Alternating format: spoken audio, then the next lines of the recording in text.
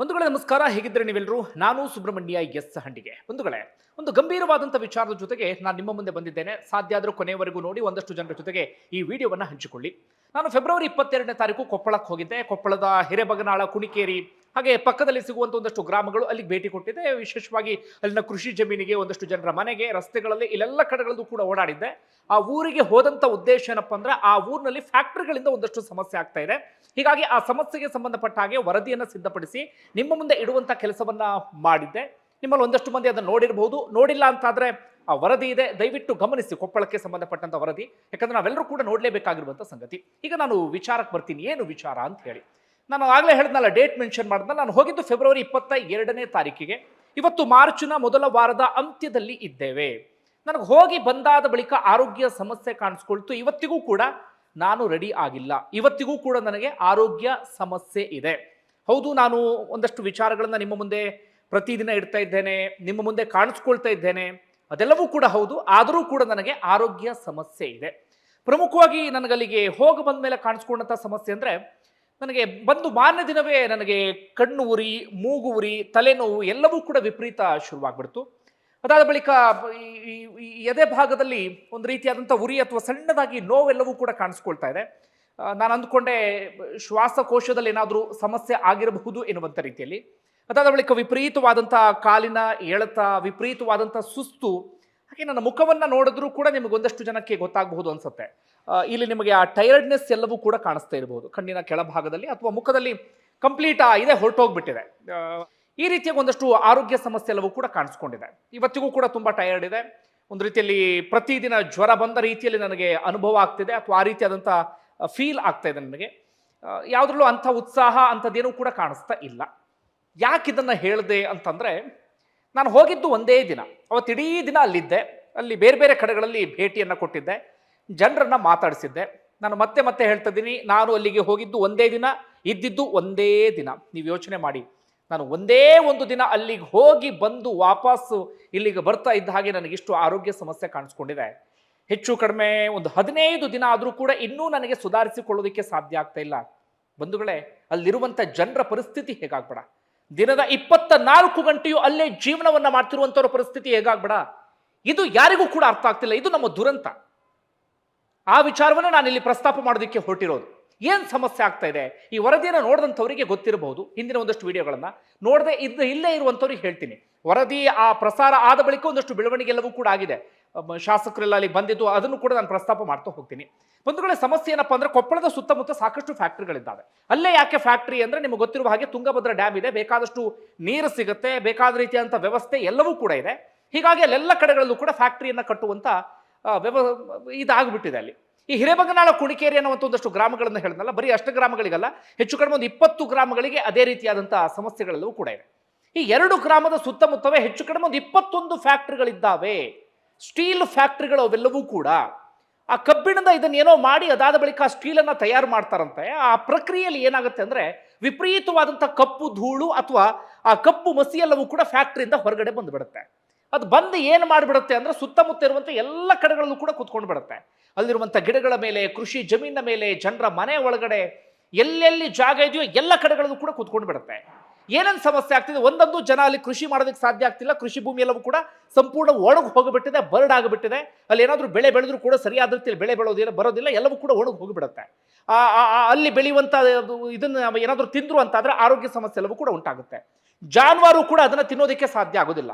ನೀರಿನ ಕಲ್ಲರನ್ನು ಕೂಡ ಅದು ಸಂಪೂರ್ಣವಾಗಿ ಬದಲಾಯಿಸಿ ಬಿಟ್ಟಿದೆ. ಇನ್ನೊಂದಂದ್ರೆ ಜನರ ಆರೋಗ್ಯ ಸಮಸ್ಯೆ. ಪ್ರತಿದಿನ ಅದೇ ಕಪ್ಪು ಧೂಳನ್ನ ಜನ ಸೇವನೆ ಮಾಡ್ತಿದ್ದಾರೆ. ಅದೇ ಕಪ್ಪು ಕಣ ಜನರ ಒಳಗಡೆ ಹೋಗ್ತಾ ಇದೆ. ಅಸ್ತಮ ಸಮಸ್ಯೆ, ಶ್ವಾಸಕೋಶದ ಸಮಸ್ಯೆ, ಉಸಿರಾಟದ ಸಮಸ್ಯೆ, ಕ್ಯಾನ್ಸರು, ಸ್ಟ್ರೋಕು, ಇನ್ನು ಏನೇನು ಆರೋಗ್ಯ ಸಮಸ್ಯೆ ಕಾಣಿಸ್ಕೊಳ್ಳೋಕೆ ಸಾಧ್ಯವೋ ಎಲ್ಲವೂ ಕೂಡ ಕಾಣಿಸ್ಕೊಳ್ತಾ ಇದೆ. ಕಣ್ಣಿನ ಸಮಸ್ಯೆ. ಈ ರೀತಿಯಾಗಿ ಆ ಫ್ಯಾಕ್ಟ್ರಿಗಳಿಂದ ಸಮಸ್ಯೆ ಆಗ್ತಾ ಇದೆ. ಯಾಕೆ ಆಗ್ತಾ ಇದೆ? ಅವೆಲ್ಲವೂ ಕೂಡ ರೆಡ್ ಝೋನ್ ನಲ್ಲಿ ಇರುವಂತ ಫ್ಯಾಕ್ಟ್ರಿಗಳು. ಆ ಫ್ಯಾಕ್ಟ್ರಿಗಳು ಜನವಸತಿ ಪ್ರದೇಶದ ಸಮೀಪದಲ್ಲಿ ಇರಬಾರ್ದು ಅನ್ನುವಂಥ ವರದಿ ಇದೆ. ಈ ಹಿಂದೆ ಬೇಕಾದಷ್ಟು ಅದಕ್ಕೆ ಸಂಬಂಧಪಟ್ಟ ಹಾಗೆ ವರದಿಯನ್ನು ಕೂಡ ಕೊಡಲಾಗಿದೆ. ಸ್ಥಳಾಂತರ ಮಾಡಬೇಕು ಅಂತ ಹೇಳಿ ನಿರ್ದೇಶನವನ್ನು ಕೂಡ ಕೊಡಲಾಗಿದೆ. ಆದರೆ ಯಾರು ಕೂಡ ತಲೆ ಕೆಡಿಸ್ಕೊಳ್ತಾ ಇಲ್ಲ. ಯಾವಾಗಲಿಂದ 2003 ಸಂದರ್ಭದಲ್ಲಿ ಆ ಫ್ಯಾಕ್ಟ್ರಿ ಬಂದಿದ್ದು. ಜನ ಯಾಕೆ ಜಮೀನು ಕೊಟ್ಟರು ಗೊತ್ತಾ? ತುಂಬಾ ಜನ ಕೇಳ್ತಾರೆ, ಜನ ಯಾಕೆ ಜಮೀನು ಕೊಟ್ಟರು ಅಂತ ಹೇಳಿ. ಏನಾಯ್ತು ಅಂದ್ರೆ, ಆಗಲ್ಲ ಒಂದು ಕೋಕಾ ಕೋಲಾ ಫ್ಯಾಕ್ಟ್ರಿ ಬಂದಿತ್ತು. ಅದರಿಂದ ಯಾವುದೇ ರೀತಿಯಲ್ಲೂ ಕೂಡ ಸಮಸ್ಯೆ ಇರಲಿಲ್ಲ. ಜನ ಏನಂದ್ಕೊಂಡ್ರು, ಅದೇ ರೀತಿಯಾದಂಥ ಫ್ಯಾಕ್ಟ್ರಿ ನಮಗೂ ಒಂದಷ್ಟು ಮಂದಿಗೆ ಕೆಲಸ ಸಿಗುತ್ತೆ, ನಮ್ಮ ಊರು ಉದ್ಧಾರ ಆಗುತ್ತೆ ಅಂತ ಹೇಳಿ ತಮ್ಮ ಜಮೀನನ್ನು ಕೊಟ್ಟರು. ಒಂದಷ್ಟು ಜನರ ಹತ್ರ ಒತ್ತಾಯಪೂರ್ವಕವಾಗಿ ಜಮೀನನ್ನು ಕಿತ್ಕೊಂಡ್ರು. ಅದಾದ ಬಳಿಕ ಜನರಿಗೆ ಗೊತ್ತಾಯಿತು ಇದು ಕೋಕಾ ಕೋಲಾ ಫ್ಯಾಕ್ಟರಿ ರೀತಿ ಅಲ್ಲ, ಇದು ನಮ್ಮ ಜೀವವನ್ನು ಹಿಂಡುವಂಥ ಫ್ಯಾಕ್ಟರಿ ಅಂತ ಹೇಳಿ. ಇವತ್ತು ಜನ 2003ರಿಂದಲೂ ಕೂಡ ಹೋರಾಟ ಮಾಡ್ತಿದ್ದಾರೆ, ಪ್ರತಿಭಟನೆ ಮಾಡ್ತಿದ್ದಾರೆ. ಗವಿಸಿದ್ದೇಶ್ವರ ಶ್ರೀಗಳಂತೂ ಕಣ್ಣೀರು ಹಾಕಿ ಕೇಳ್ಕೊಂಡಿದ್ದಾರೆ ಜನಪ್ರತಿನಿಧಿಗಳ ಬಳಿಗೆ. ಆದರೆ ಅಲ್ಲಿ ಏನಾಗ್ತಿದೆ ಅಂದರೆ ಫ್ಯಾಕ್ಟರಿಗಳನ್ನು ಸ್ಥಳಾಂತರ ಮಾಡ್ತಿಲ್ಲ, ಅದರ ಬದಲಾಗಿ ಇನ್ನಷ್ಟು ಫ್ಯಾಕ್ಟರಿಗಳನ್ನು ವಿಸ್ತರಣೆ ಮಾಡೋದಕ್ಕೆ ಪ್ರಯತ್ನ ಪಡ್ತಾ ಇದ್ದಾರೆ.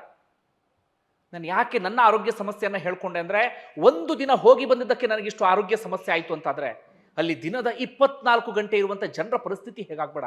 ಚಿಕ್ಕ ಚಿಕ್ಕ ಮಕ್ಕಳು ನೋಡಿದ್ರೆ ಹೊಟ್ಟೆ ಉರಿಯುತ್ತರಿ. ಆ ಮಕ್ಕಳ ಮುಖದಲ್ಲಿ ಯಾವ ಕಳೆನೂ ಇಲ್ಲ, ಯಾವ ಕಾಂತಿನೂ ಇಲ್ಲ. ನಾನಾ ರೀತಿ ಆರೋಗ್ಯ ಸಮಸ್ಯೆ ಆ ಮಕ್ಕಳಲ್ಲಿ ಕಾಣಿಸ್ಕೊಳ್ತಾ ಇದೆ. ಅಲ್ಲಿ ಇರುವಂಥ ಜನರಿಗೆ ಅದೇ ಆತಂಕ, ನಮ್ದಂತೂ ಮುಗಿದು ಹೋಗ್ಬಿಡ್ತು, ಮಕ್ಕಳ ಪರಿಸ್ಥಿತಿ ಏನು ಅಂತ ಹೇಳಿ.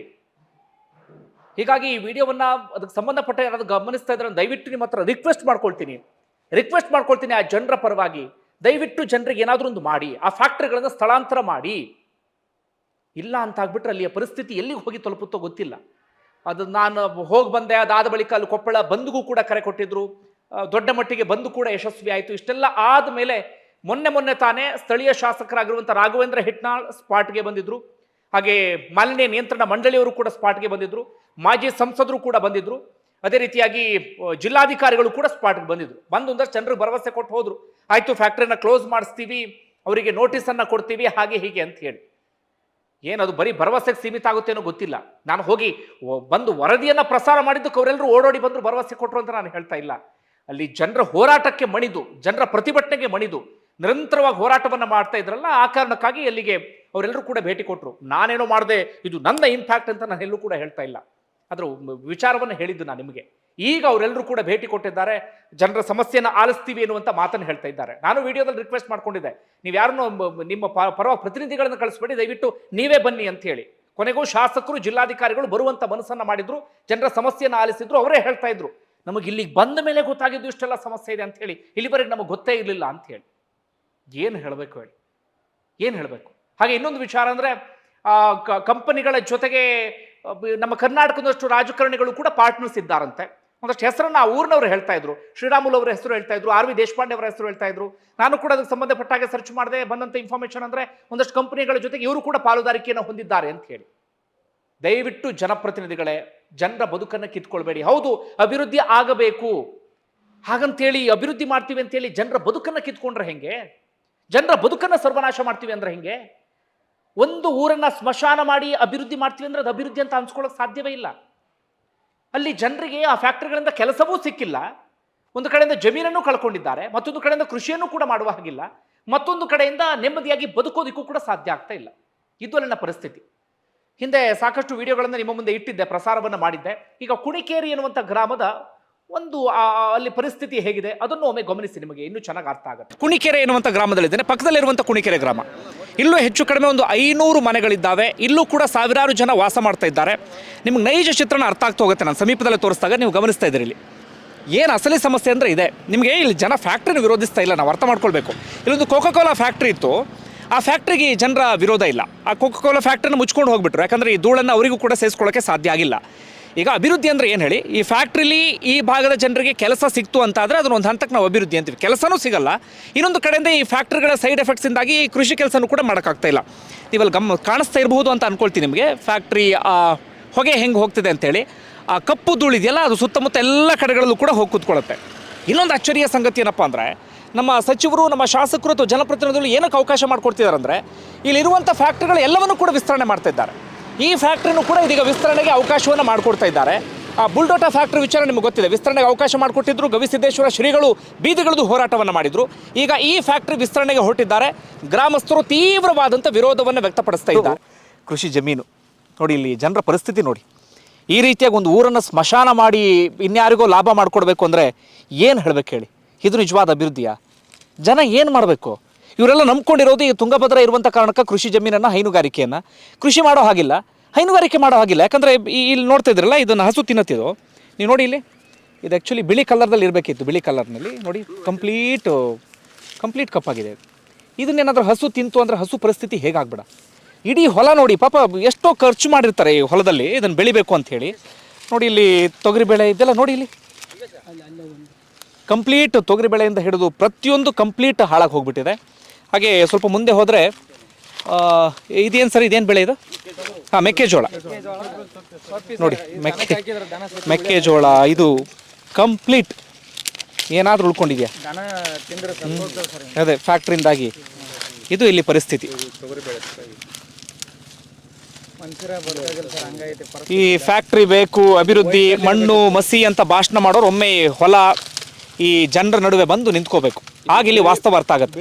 ಅಂದರೆ ನಾನು ಇಲ್ಲಿವರೆಗೆ ಹೇಳ್ಕೊಂಡು ಬಂದಿದ್ದೀನಿ ಜನರ ಆರೋಗ್ಯ ಸಮಸ್ಯೆಗೆ ಸಂಬಂಧಪಟ್ಟ, ಬರೀ ಆರೋಗ್ಯ ಸಮಸ್ಯೆ ಅಲ್ಲ, ಅದರ ಆಚೆಗೆ ಈ ಜಮೀನು ಇದೆಯಲ್ಲ, ಜಮೀನು ಏನು ಕಂಪ್ಲೀಟ್ ಬರ್ಡಾಗಿ ಹೋಗ್ಬಿಟ್ಟಿದೆ. ಇದ್ರ ಮೇಲೆ ಕಪ್ಪು ಧೂಳು ಬಿದ್ದು ಬಿದ್ದು ಬಿದ್ದು ಈ ಮಣ್ಣಲ್ಲಿ ಯಾವ ಸತ್ವನೂ ಇಲ್ಲ.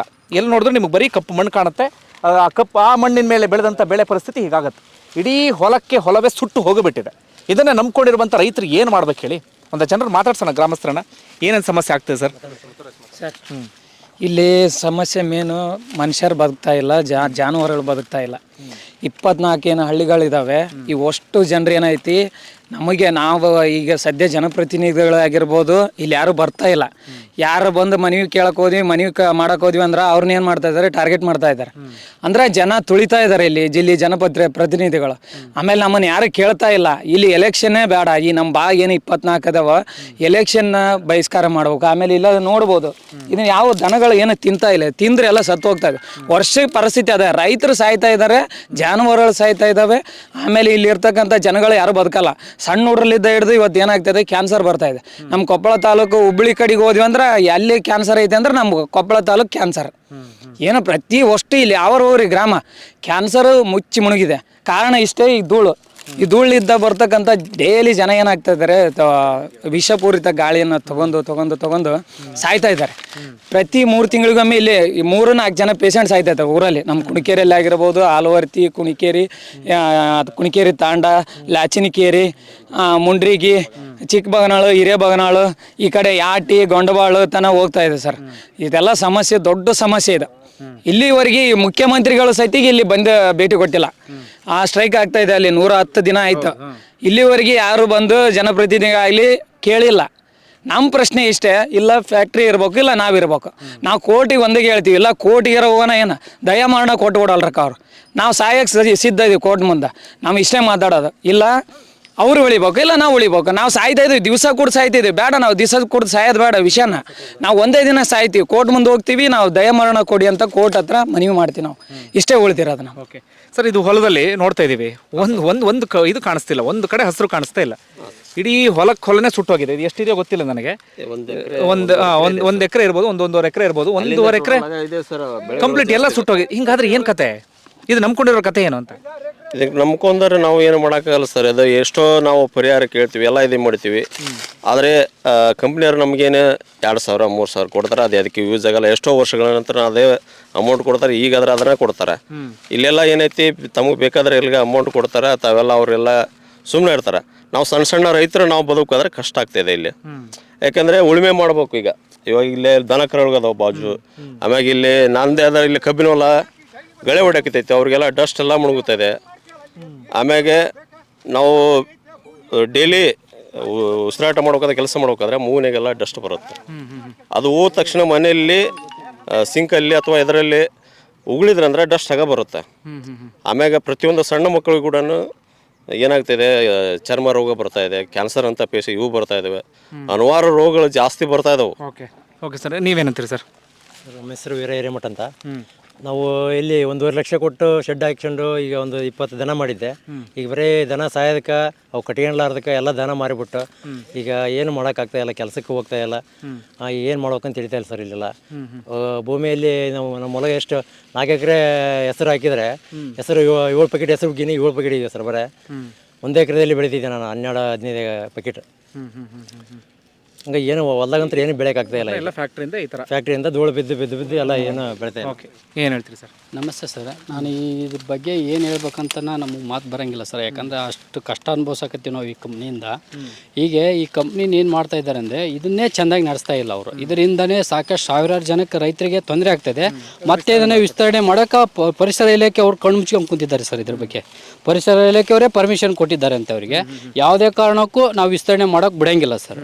ವಿಸ್ತರಣೆ ಆಯಿತು ಅಂದರೆ ಇಲ್ಲ ಕಂಪ್ನಿ ಇದನ್ನೇ ಸ್ಥಳಾಂತರ ಮಾಡಬೇಕು, ಈ ಭದ್ರಶ್ರೀ ಕಂಪ್ನಿನೇ ಸ್ಥಳಾಂತರ ಮಾಡಬೇಕು. ಅಂತ ಸ್ಥಳಾಂತರ ಮಾಡೋದಿದ್ರೂ ಇವ್ರು ವಿಸ್ತರಣೆ ಮಾಡೋಕೆ ಮುಂದಾಳತ್ವ ಇವರು ಪರಿಸರ ಇಲಾಖೆಯವರು ಇದು ಮಾಡ್ತಾ ಇದ್ದಾರೆ. ಯಾವುದೇ ಕಾರಣಕ್ಕೂ ಇದು ವಿಸ್ತರಣೆ ಆಗಬಾರ್ದು ಸರ್. ಯಾಕಂದರೆ ಇಲ್ಲಿ ರೈತರ ಪರಿಸ್ಥಿತಿ ಭಾಳ ಅಂದ್ರೆ ಭಾಳ ಹದಗೆಟ್ಟೋಗಿದೆ ಸರ್. ಯಾಕೆಂದರೆ ಅವರು 30 ಎಕರೆಯಲ್ಲಿ ಪ್ಲಾಂಟ್ ಹಾಕೊಂಡು ಕಂಪ್ನಿ ನಡೆಸ್ತಾ ಇದ್ದಾರೆ. ಸುತ್ತಮುತ್ತ 3,000 ಎಕರೆ ಲಾಸ್ ಆಗ್ತಾ ಇದೆ ಸರ್ ಅವರಿಂದ. 3,000 ಎಕರೆ ಹಾಳಾಗ್ತಾ ಇದೆ. ಇಲ್ಲಿ ರಾಘವೇಂದ್ರ ಇಟ್ನಾಳ್ ಅವರು ಏನು ಮಾಡಿದ್ರು, ಏತ ನೀರಾವರಿ ಅಂತ ಮಾಡಿದ್ರು. ಈ ಕಡೆ ಏತ ನೀರಾವರಿ ಮಾಡಿದ್ರು, ಈ ಕಡೆ ಕಂಪ್ನಿಗಳಿಗೆ ಪರ್ಮಿಷನ್ ಜಾಸ್ತಿ ಕೊಡೋಕೆ ಇದು ಮಾಡ್ತಾ ಇದ್ದಾರೆ ಅವರು. ರಾಜಕೀಯ ಕುಮ್ಮಕ್ಕು ಆ್ಯಂಡ್ ಊರು ಹಿರಿಯರ ಕುಮ್ಮಕ್ಕು ಜಾಸ್ತಿ ಇದೆ ಸರ್ ಇದಕ್ಕೆ. ಒಂದು ಸೆಕೆಂಡು ನೋಡಿ ಇಲ್ಲಿ ಬಂಧುಗಳೇ, ಇದು ಹಸು ತಿಂತಾ ಇರೋದು ನೋಡಿ. ಇದೆಲ್ಲ ಕಂಪ್ಲೀಟ್ ಧೂಳು ಕುತ್ಕೊಂಡಿದೆ. ಇದನ್ನು ಹಸುಗಳು ತಿಂದರೆ ಕತೆ ಏನಾಗ್ಬೇಡ ಅಂತ. ಹಾಂ, ಈ ಭೂಮಿ ಈ ಥರ ಆಗಿದೆ, ಭೂಮಿ ಮೇಲೆ ಬೆಳೆದಿರೋ ಬೆಳೆ ಈ ಥರ ಆಗಿದೆ. ಇಲ್ಲರೂ ಈ ಹಸುಗಳು ಅನಿವಾರ್ಯವಾಗಿ ಅದನ್ನು ತಿನ್ನಲೇಬೇಕು, ತಿಂದರೆ ಅವುಗಳ ಪರಿಸ್ಥಿತಿ ಹಿಂಗೆ. ಇಲ್ಲಿ ಯಜಮಾನ್ರು ಮಾತಾಡ್ತಾ ಇದ್ರು. ಯಜಮಾನ್ರೆ ಏನು ಹೇಳ್ತೀರಿ? ಏನು ಹೇಳ್ತೀರಿ ಯಜಮಾನ್ರೆ?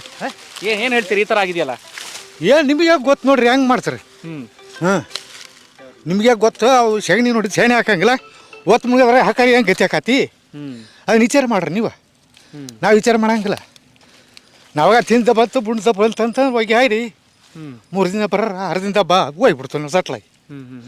ಇಷ್ಟ ಆಗಲ್ಲ. ಅಲ್ಲ ಈಗ ಹಸುಗಳಿಗೆ ತಿಂದರೆ ಏನಾಗುತ್ತೆ? ಹಸುಗಳಿಗೆ ಅದಕ್ಕೆ ಲೈನ್ಗೆ ಬರೋಲ್ಲ, ಸಗಣಿ ಎಳ್ಕೊಂಡು ಆಗ್ತಾವು, ವಾಟಿಗೆ ತಗಲ್ಲ ತಿಂದದ್ದು. ಏನು ಮಾಡ್ಬೇಕು ಅಂತ ಹಂಗೈತಿ ನೋಡ್ರಿ. ಇಲ್ಲಿ ನಮ್ದು ನೋಡ್ರಿ ಹೆಂಗಿದೆ, ಇಲ್ಲ ಒತ್ತು ಮುಗಿದ್ರೆ ನೋಡು ಹಿಂಗೆ ಯಾಕಾರ ನೋಡು. ನೋಡ್ರಿ ಸರ್ ಹೆಂಗೈತಿ.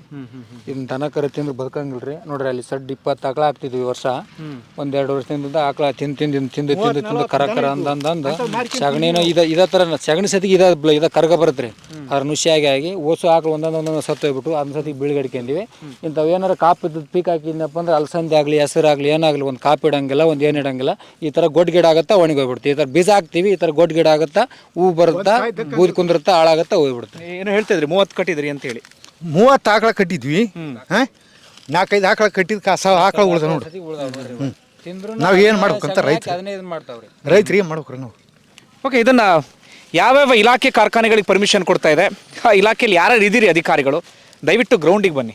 ಗ್ರೌಂಡ್ ರಿಯಾಲಿಟಿ ತಿಳ್ಕೊಳ್ದೆ ಎಲ್ಲೋ ಕುತ್ಕೊಂಡು ನೀವು ಇದು ಮಾಡಿ ಪರ್ಮಿಷನ್ ಕೊಡ್ತಾ ಇದ್ರೆ ಅರ್ಥ ಆಗಲ್ಲ. ಇನ್ನು ಒಂದು ಚಿತ್ರಣ ತೋರಿಸ್ಬಿಡ್ತಾನೆ, ಆಗ ಅರ್ಥ ಆಗುತ್ತೆ ಇಲ್ಲಿನ ಸಮಸ್ಯೆ ಏನು ಅಂತ. ಆ ಕಡೆ ಗಮನಿಸ್ತಾ ಇದ್ದೀರಿ, ಸ್ಟೀಲ್ ಫ್ಯಾಕ್ಟ್ರಿ ಒಂದು ಕಾಣಿಸ್ತಾ ಇದೆ. ಒಂದು ಮಾತ್ರ ಅಲ್ಲ, ಸುತ್ತಮುತ್ತ ಹೆಚ್ಚು ಕಡಿಮೆ ಒಂದು 21 ಸ್ಟೀಲ್ ಫ್ಯಾಕ್ಟ್ರಿಗಳಿದ್ದಾವೆ. ಅವುಗಳಿಂದಲೇ ಆ ಧೂಳು ಬರ್ತಾ ಇರೋದು.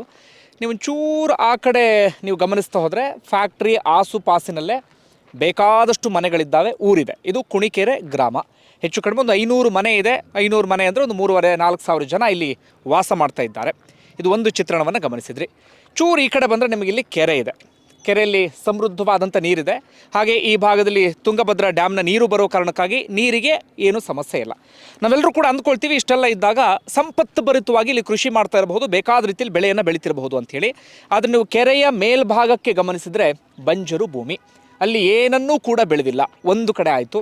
ನೀವು ಸ್ವಲ್ಪ ಈ ಕಡೆ ಬಂದರೆ ಈ ಕಡೆ ಎಕರೆಗಟ್ಟಲೆ ಜಮೀನಿದೆ. ಇಲ್ಲಿ ಎಲ್ಲೋ ಒಂದೊಂದು ಕಡೆ ಮಾತ್ರ ನಮಗೆ ಹಸಿರು ಕಾಣುತ್ತೆ. ಎಲ್ಲೋ ಒಂದಿಬ್ಬರು ಮಾತ್ರ ಏನೋ ಬೆಳೆದಿದ್ದಾರೆ. ಅದರ ಆಚೆಗೆ ಯಾರೂ ಕೂಡ ಇಲ್ಲಿ ಬೆಳೆಯನ್ನು ಬೆಳೆದಿಲ್ಲ. ಎಲ್ಲವನ್ನೂ ಕೂಡ ಖಾಲಿ ಬಿಟ್ಟಿದ್ದಾರೆ. ಸಹಜವಾಗಿ ನಮ್ಮ ಮೂಡುವಂಥ ಪ್ರಶ್ನೆ, ಇಷ್ಟು ನೀರಿದೆ, ಹೆಂಗೆ ಬೇಕಾದರೂ ಬೆಳೆ ಬೆಳಿಬೋದಲ್ಲ ಅಂಥೇಳಿ. ನೀರಿದ್ದೇನು ಪ್ರಯೋಜನ? ಭೂಮಿ ಪೂರ್ತಿ ಹಾಳಾಗಿದೆ. ಕಾರಣ ಸ್ಟೀಲ್ ಫ್ಯಾಕ್ಟ್ರಿಯ ಆ ಮಾಲಿನ್ಯ ಅಥವಾ ಸ್ಟೀಲ್ ಫ್ಯಾಕ್ಟ್ರಿಯಿಂದ ಬರುವಂಥ ಕಪ್ಪು ಧೂಳು. ಭೂಮಿಯಲ್ಲಿ ಯಾವುದೇ ರೀತಿಯಲ್ಲೂ ಕೂಡ ಮಣ್ಣಿನಲ್ಲಿ ಫಲವತ್ತತೆ ಇಲ್ಲ.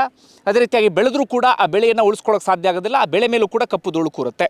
ಗ್ರಾಮಸ್ಥರು ಇದಕ್ಕೆ ಸಂಬಂಧಪಟ್ಟಾಗ ಮಾತಾಡ್ತಾರೆ. ಅವ್ರು ಹೇಳ್ತಿರೋ ಪ್ರಕಾರ ಹಾಕಿ ದುಡ್ಡು ವಾಪಸ್ ಬರಲ್ಲ, ಬೆಳೆ ಬೆಳೆದು ಏನು ಮಾಡೋಣ ಅಂಥೇಳಿ ಅವ್ನು ಮಾತಾಡ್ಸೋ ನಮಗೆ ಇನ್ನೂ ಕ್ಲಿಯರ್ ಪಿಕ್ಚರ್ ಸಿಗುತ್ತೆ. ಯಾಕೆ ಸರ್ ಹಿಂಗೆ ಖಾಲಿ ಬಿಟ್ಟಿದ್ದೀರಿ? ಹಿಂಗೆ ಈ ಥರ ಖಾಲಿಯಾಗಿದೆ ಅಂದರೆ ಸರ್, ಡಸ್ಟ್ ಬಿದ್ದು ಭೂಮಿ ಫಲವತ್ತತೆ ಕಳ್ಕೊಂಡ್ಬಿಟ್ಟಿದೆ ಸರ್. ಇದು 2004-5ರಿಂದ ಸ್ಟಾರ್ಟ್ ಆದ ಕಂಪ್ನಿ ಇವಾಗ 2025-26ಕ್ಕೆ ಬಂದು ನಿಂತಿದೆ.